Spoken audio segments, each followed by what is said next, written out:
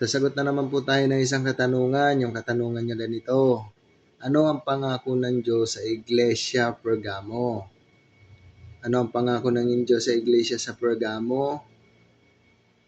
Ang pangako ng Diyos sa Iglesia sa Pergamo ay ang magtagumpay ay bibigyan ko ng manang natatago. Yung swerte nila, bibigyan ng manang nakatago. At siya ay bibigyan ko ng isang batong puti.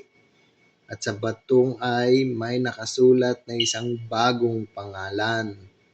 Kapag magtagumpay, may bagong pangalan na walang nakakalam kundi yaong tumatanggap. Yun po ang pangako ng Diyos sa Iglesia sa Pergamo pag nagtagumpay. Mababasa natin sa pahayag 2 verse 17 at ganito yung nakasulat. Ang may pakinig ay makinig sa sinasabi ng Espiritu sa mga iglesia.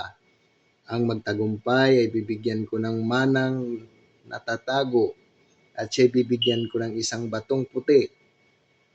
At sa bato ay may nakasulat na isang bagong pangalan na walang nakakaalam kundi yaong tumatanggap.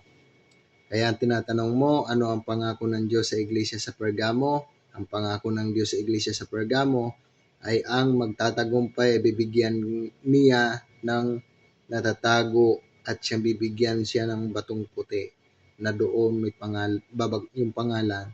Ganito na lang. Lagi mag-iingat. Bye-bye!